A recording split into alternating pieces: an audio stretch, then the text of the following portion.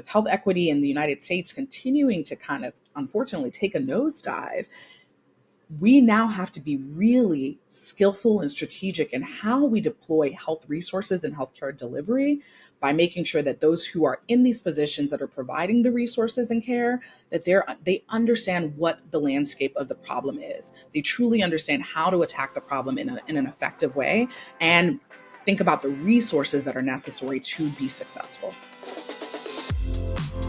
Hello, I'm Ngozika Egbuonu, Director of Programs at the Technology Association of Grantmakers, as well as a Doctor of Behavioral Health student at Cummings Graduate Institute. And I am joined today for this, I'm the special host for today's episode, and I'm joined by Dr. Nnanyelugo Gerald Odezulu, who goes by Gerald. He's the Senior Biocompatibility Specialist at ConMed. Dr. Gerald and I have an extensive background in expertise in psychology, public health, environmental toxicology, and integrated behavioral health, which sets the stage for our conversation. So let's get started. To get us all started, I think it might be helpful, Dr. Gerald, to give folks a little bit of background on how we became involved with health equity work, especially when it pertains to driving greater resources and health literacy to rural, urban, and lower income populations globally within the field of integrated healthcare. So I'm happy to go first. Just a little bit about me. I had my professional career really started in fashion, surprisingly, but while I was working in fashion in Los Angeles, I had that urge and that calling to do something more than myself. And so I decided to go back to school to get my master's in psychology. I started as an MFT, but ultimately moved into just focusing more on psychology with the goal of becoming a PhD.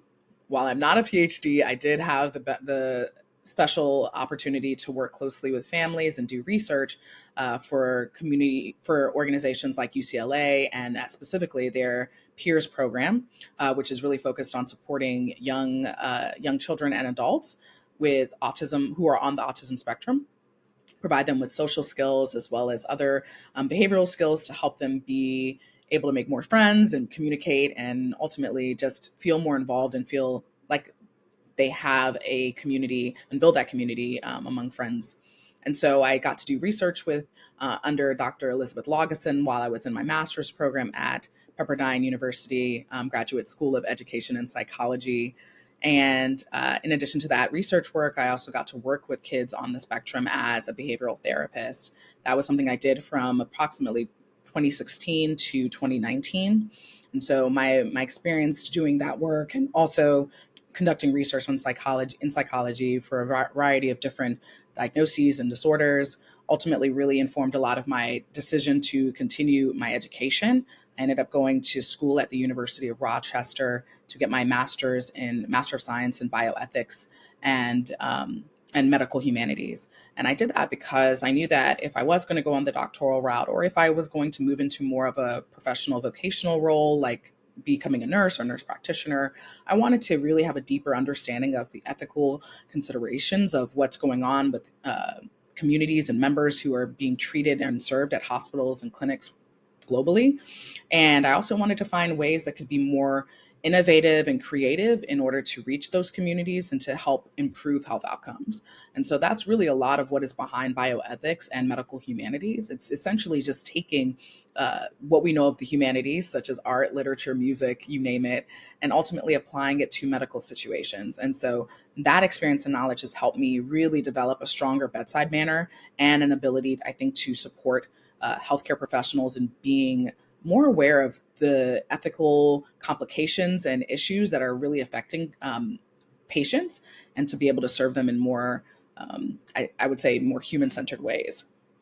And so after I got my master's in bioethics and medical humanities, I am now here at CGI, Cummings Graduate Institute, getting my doctorate of behavioral health, primarily because I had that experience of working in healthcare. I had a brief time working on an inpatient psychiatry ward for children and adolescents. And that experience really just really grounded me in a deep appreciation for integrated behavioral health, but also showed me some of the opportunities for improvements. And so with my education at CGI, I've had the opportunity to really think through ways that we can make integrated behavioral health serve communities better. And of course, in that time working in the various communities, while I was working in more urban communities, my undergraduate career was actually in rural Virginia. And so I've gotten an opportunity to see both sides of the experience of healthcare, both in the rural and the urban communities. And so that information and knowledge has ultimately driven me to really try to advocate for health equity, both in my state in Maryland, which is a really unique state that has a nice mix of that urban and rural experience as well. And so, really trying to advocate for better health equity, better health resources, and opportunities to just serve communities better through organizations that are based here in Maryland. But that's really a little bit about me. I currently, while I'm not working in healthcare currently, a lot of my work is still focused on technology, which is what I hope to really apply to my education and my career outside of CGI, which is how we can use AI and technology to make these advancements in healthcare delivery, especially to communities like rural and urban communities that have a lot of similar issues in terms of access to resources. And so my hope is that we can use technology to improve healthcare delivery overall, just not here, but also abroad. So that's a little bit about me. I'll pass it to Dr. Gerald. Okay. Okay. As my wife already said, my name is Nnanyelugo Gerald Odezulu. Uh, I had my bachelor's in microbiology at the University of Nigeria, Nsukka. So, it was a general program. We studied different aspects of microbiology, both the community aspect, both the pharmaceutical aspect, both the immunological aspect, and even industrial aspect and food. But I wanted to learn more. And coming from Nigeria, I saw maybe people struggle with basic things that ordinarily like people in advanced countries or more developed countries had. You see people dying just because of typhoid fever because the water they had was not clean enough and the healthcare system wasn't adequate to take care of it. And or even when they had a good healthcare system, they didn't have the financial means to do that. So I wanted to is there anything I can do to maybe help? And I had then 2012, 2013, I now got admission into the University of Florida to study uh, environmental and global health. And there we saw, I think we're among the first people or the early people that went into One Health, where we observed the relationship or the interaction between the environment, animal health, and human health, and how all of them can interact one another. We found how zoonotic influences can in fact impact human health, and how both environmental and human can also impact animals. So that way, we'll try to find a way where we can also or manipulate. Not okay. Let me not use the word manipulate. Where we can modify those environmental factors or zoonotic factors to make sure that human beings are safer. Like in the case of influenza now, you see every year we keep having these vaccines and then another year the vaccine of previous year doesn't work, and the reason is because the influenza viruses from probably the avian influenza viruses can they don't infect. Sometimes they might not even infect humans, and the ones from humans might not infect birds, but both of them can get into the swine. And knowing about mutation and recombination, so imagine an avian virus getting into swine and human virus getting into swine. Sometimes they produce something entirely new that can infect both human and swine. That's why it keeps and then knowing that viruses have high mutation rate, they keep mutating, and that's why every year you keep coming up with different vaccines. So these are some of the things we were studying, or how do we now make sure that those animals are kept maybe in a way where they don't act as a melting point for like the swine are kept in a place where they don't act as a recombination center for avian viruses and human viruses. Because if you go to a place like China, the same person selling the birds is also selling pigs, and the pig might probably have the virus and the swine is just next door, and they get access. But if they are separated, it minimizes the chance of all those stuff happening. So I also under Dr. Reingans, he was doing some WASH program, that's water, sanitation, and hygiene.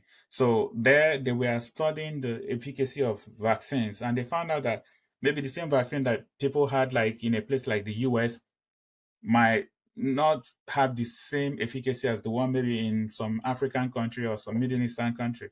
And they found out that the other things that influence the efficacy of vaccines, maybe imagine a child that is malnourished and a child that is healthy and you're giving them the same vaccine, you're not going to have the same outcome. Or a child that doesn't have clean water and the one that has clean water. So we studied all those stuff, and that's when my wife talks about the health equity stuff. You see that and that's why if you watch like WHO standards are different from FDA and EPA standards, because you can go to a place like Bangladesh now and you're expecting them to have arsenic levels that are the same with that of the US. So it's not possible. And different countries are struggling with different things. And okay, how do we make sure that everybody has at least not it's not possible to have the same, even we are trying to do integrated equity, you might not have the same health system because of maybe political systems and everything.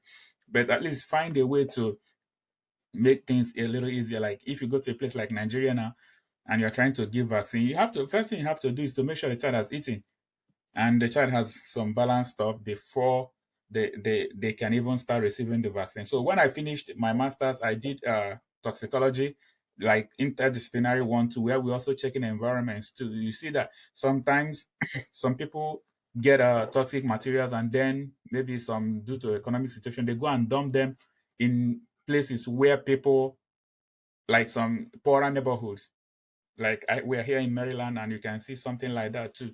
So you see that okay, maybe they site landfills or incinerators like close to areas where people are poor, and it can impact their health. And then you'll be like, oh, all of us are in the same state, but different people have other factors that they are exposed to, and it can also impact their health. So I work with a medical device company, and my job there is to make sure that the materials that we release to the people are biocompatible. So I check, make sure that no chemical, every chemical that is used, the raw materials, that they are safe. So these are the things we do to make sure that everybody that we are serving, that they are safe. And we also, like based on my experience, I also try to join the people that fight for health equity, making sure that nobody is like whatever you are doing in research or this thing. At least there is this IRB. They already make sure that everybody that is participating in research is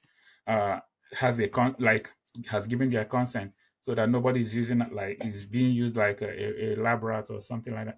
So my job and what I'm fighting for, even here with my wife, is that to make sure that wherever we are, that we make sure that people have better like health outcomes in whatever we do or whatever group or association we are in, to make sure that we help to make that to ensure that people's health outcomes are much improved and better. Thank you. Thank you, Dr. Gerald. And it's so interesting. So many of the points that you just kind of hinted at um, are those things that I think when you don't have the expertise and knowledge in healthcare or biocompatibility and toxicology, that you can easily take, make linkages that are not really based in data and science to determine, oh, as I've heard in some reports that there are comments out there by certain members of leadership organizations that are now currently working in the current administration about, differences between how Black communities respond to certain viruses or certain vaccines. And what you just shared is a perfect example of how you can see those differences in responses to certain things and automatically assume that it's differences within the race or the community or the group, when it actually may have something that's really a simpler response or issue that's there. Maybe the communities where the vaccines are being deployed are ultimately, like you said, maybe under resourced. So the communities that are taking the vaccines, maybe they're not taking them regularly, or maybe the virus is being able to grow or mutate because of certain factors within where the person lives. Maybe they're not eating or getting access to adequate health or nutrition, and that's impacting their ability to impacting how the virus is affecting the person. So there's just so many things that I think really make it important for communities to have that trust with people like us who have this expertise and knowledge and background in science and health and medicine.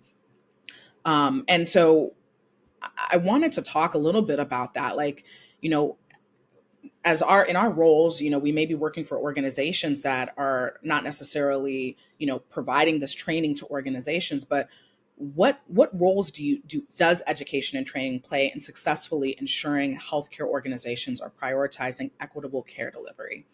And what innovations or programs have you been involved in or have you seen to support this?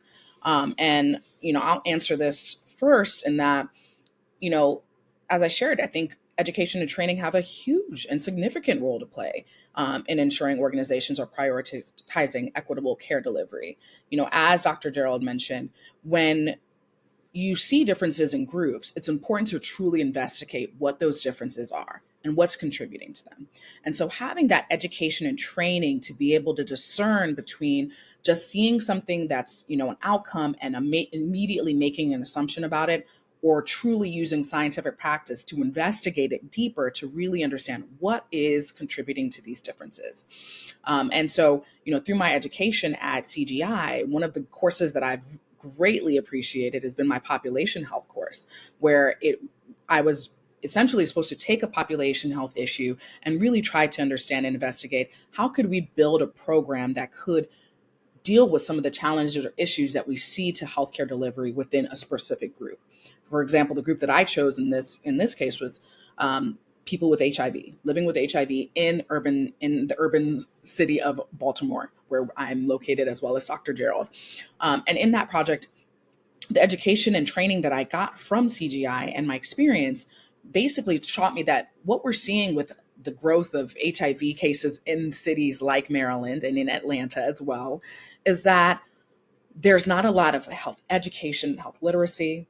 There isn't a lot of effort to understand some of the barriers to doing to engaging in more of these protective or resilience factors of, you know, engaging in safer sex practices, you know, getting regularly tested for HIV and other STIs. And so one of the things that we really tried to do was create a community, but also let folks from the community in the program that I drafted be a part of that education and literacy process. And so understanding that communities, you know, the behavioral component of moving people into another, you know, changing how people act and treat illness and disease requires a lot of research. And so based on the information that we found that community members tend to listen more to people who are from their community. So the program that we created was to educate other people living with HIV on how they can bring the information back to their communities and bring folks in to get testing as they need. But one of the other things that we found in the research that I did for that was that in addition to literacy was creating those providing resources. You know, some people don't have access to transportation. What can we do? Try to make sure that the clinic is accessible by public transit, and if we needed to, subsidize their access to be able to come to the clinics for treatment. If they're not able to physically come to treatment, we bring the treatment to them. We bring the therapy to them through virtual resources. They can access virtual group therapy through their phone, or we can provide the resources to be able to help them access it through a phone by, you know, buying them a phone or giving them a phone or an iPad. And so when we just see that there's a barrier, but we don't want to investigate how we can overcome it, that's how we see these issues in urban and global populations continue to grow. We're not really trying to treat the problem at its source. We're just trying to kind of put a band-aid on something. And we're seeing that that's not helping. With health equity in the United States continuing to kind of, unfortunately, take a nosedive, we now have to be really skillful and strategic in how we deploy health resources and healthcare delivery by making sure that those who are in these positions that are providing the resources and care, that they understand what the landscape of the problem is. They truly understand how to attack the problem in an effective way and think about the resources that are necessary to be successful. And I think that's something that really is important as far as, you know, improving health equity with education and training. But I'm eager to hear your thoughts about that, Dr. Gerald. Okay, yeah, like you said, you know, many of the things that or the health outcomes we see can be, we have the maybe I would say nature. I don't want to use nature and nurture, but we have the genetic and the environmental aspect of stuff. Even though the environmental aspect can influence the genetic aspect. Like if you go to a place like India now, you see that many of them had they suffer from is this steatosis, or like the fatty liver stuff, Mm. and that's genetic because at some point the diet they were having, like because of vegan diet or vegetarian diet, they didn't have like enough proteins and all those fat, and then their body started like storing fat to compensate, to store it. And before you know, after many years, it became part of their genetic makeup, and then they started passing that out down to the more generation. So sometimes when you see something, oh, you be like, oh, oh, this is a black woman, or black people endure pain, or these people endure this.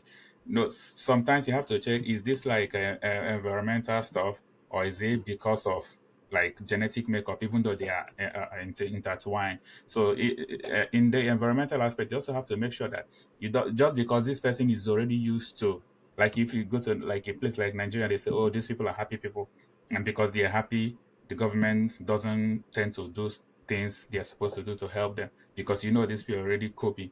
So you need to find a way to make sure that everybody has what they're supposed to have. Like in a place like here, like in Baltimore now, maybe younger people are not even like, they everybody's doing whatever they want to do. And like my wife mentioned about the HIV situation. And if many people don't even understand that, okay, I have to even use protection, or stay away from this, or stay away from needles, or this and that. But because they think, oh, I'm young, I have to do all this, who do they listen to? Nobody. And many of them, maybe because of race or some other factors, they don't even trust the people that bring the message. And if they don't trust you, they won't also trust your message. But if there's a way that the message can be passed down to maybe like locals, and the locals trust that, and like you were talking about, if we've done anything, and we are trying to, or like set up organizations that can cater to young people, Mhm. because when a young person feels heard, or if a young person feels understood, they can now learn to begin to trust you. And then when they trust you, they will trust what you have to deliver. And if one person trusts you and takes the message to them, and you also have to make the message, like, take it out from translational institute, like the way they set up translational institutes, where you take all those researches and put them in a form where it is like where it is applicable to people. So you take the research that people have done, the message, or oh, HIV is this, or this health outcome is that, don't do drugs, don't do this. You put it in such a way, in a form that it makes sense to them. And when they understand that, they will be like, okay, oh, this makes sense. Because if they don't understand, you're telling a young person, don't do drugs, they'll be like, why? But if you show them, you break down the science, and then show them, if you do this, this is what it's going to cost, and then they trust you, then they will be able to listen to what you're saying, to do that. And like here in the city here, we have many young people that don't even know their left from their right, and they are growing. Before you know, those ones are probably going to abuse drugs, or do engage in some unhealthy sexual activities, and before you know, they're already sick. And the younger ones are also coming. But if there's a way to nip it in the bud, or even start somewhere and tell these ones that, hey, you don't have to do this, or this, there's a safer way of doing this. Because if you come in and tell somebody, don't do this, America is a free country, nobody likes being suppressed. But if you be like, okay, I'm not going to stop you from riding your bike, but can I give you a helmet?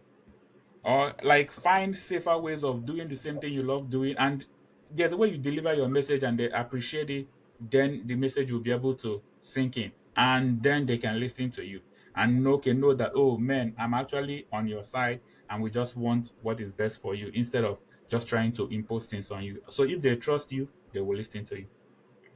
That's extremely important. The trust factor. Um, One of the things that about the question that I wanted to also, you know, bring up was, and it really speaks to the importance of building trust within communities. And you know, I think at the very core of that, like Dr. Gerald just shared, was that really, in order to really build that trust, we have to cultivate that trust. And so community members need to see each other in the field, in the communities that they're trying to support, or in the groups that they're ultimately trying to help and impact. And so that takes a lot of engagement.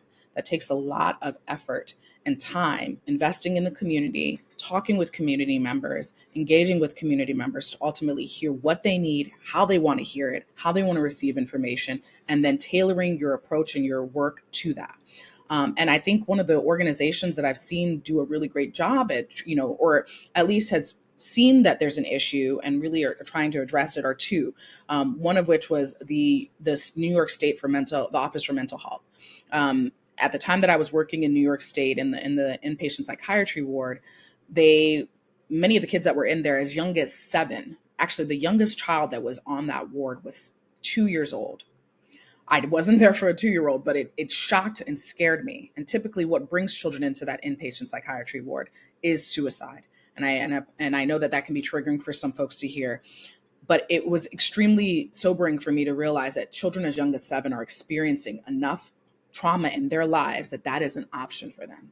And so the state of New York also saw this as a serious issue. And so they created a coalition that involved leaders, healthcare providers, politicians, community activists and members, and community young people, because they wanted to really attack the issue at its core, which is that young people, teenagers, especially in New York State, are not receiving the resources and care and support that they need in order to thrive and avoid suicide. And so that program is still going, is still ongoing, but I was just so impressed about how they coalesced all of these resources and were speaking out about it and talking about it in a way that was really accessible for people. The other group that I know that has been focusing on, healthcare improvement and health equity in general is a group that I've worked closely with that has several coalitions. One of them is called Care Over Cost. And the core of the work at Care Over Cost is really trying to advocate for health equity, but also making sure that insurance companies and providers ultimately are working to ensure people who are sick get the help that they need. That no one should be denied health insurance for a procedure or a treatment that is ultimately life-saving and could help them. And so the work that I've been doing with them has really kind of expanded. It's not only just about, focusing on the insurance providers, it's really about health equity, improving health access. And what I love about this group is that it's everyone from the healthcare world. We have doctors, we have lawyers, we have medical insurance providers, people working in insurance companies, we have people working throughout the state, activists and organizers, community members, all coming together with the goal of getting the message out there to other members of the community, sharing our stories, and ultimately making sure that in addition to, paying for the costs of a procedure, that people understand that health equity is about having access to healthcare in general. We see that many hospitals and community clinics are just not getting the support and resources that they need to be able to be accessible both in rural communities as well in urban cities. And so right now we're not only just advocating for making sure that you're getting the care you deserve, but that care is everywhere, that we are really focusing on our rural and our urban populations, because a lot of the issues they experience of resource access or lack thereof, that it's being addressed. And so, while these groups are being successful and are speaking truth to power and ultimately getting policies pushed that will ultimately make health equity more a reality, we need more.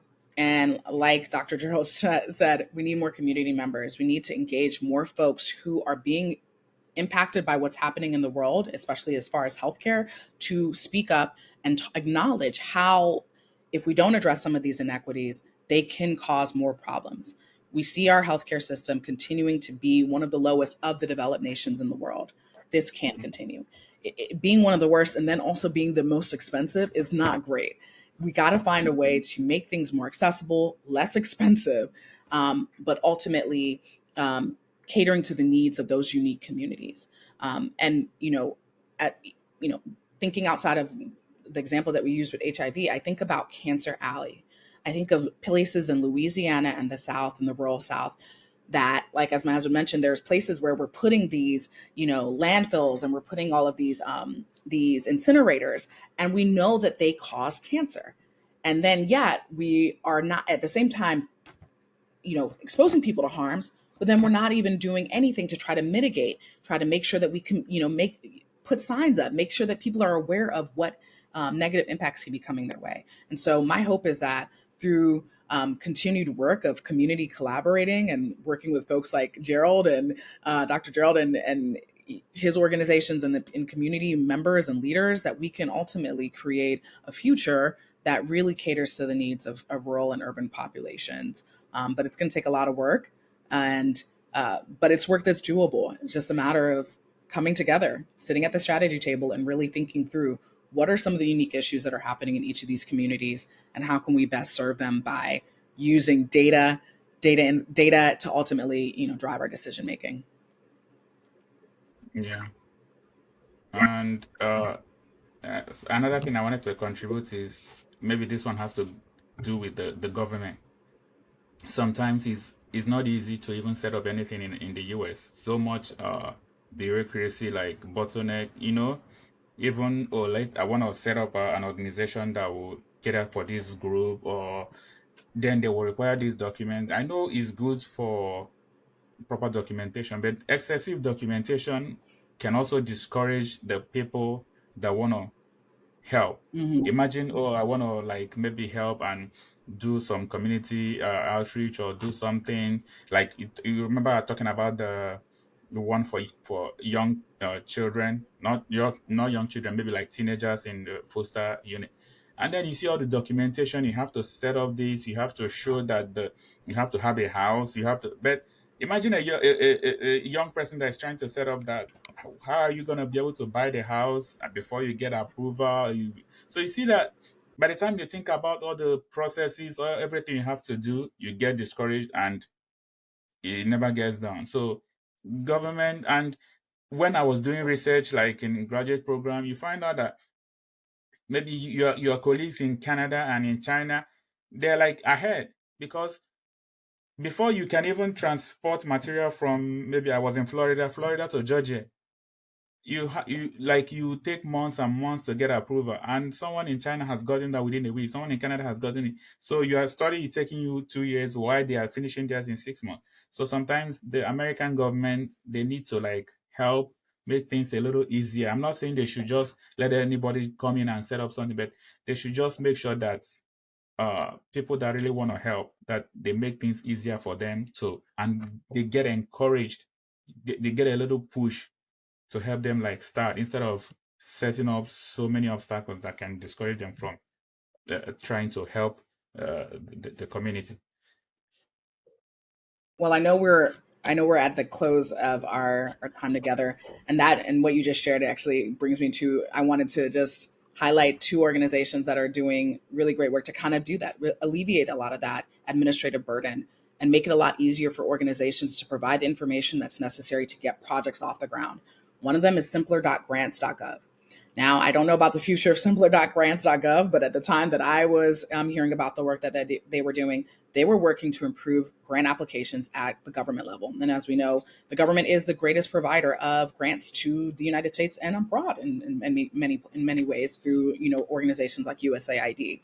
So there's efforts out there that are trying to reduce a lot of that bureaucratic burden. Other groups that are thinking about this, I will even shout out the state of Maryland, Governor Wes Moore. He is working with a couple of different impact and data organizations to streamline grant applications in the state, streamline form applications in the state, to make it so that the information that they're pulling is needed as is only the needed information, the most important information. But not only that, it helps reduce how much administrative work is going into getting these projects and programs off the ground. So I couldn't agree more in that there's a lot of things that make it hard for organizations or for groups to help communities.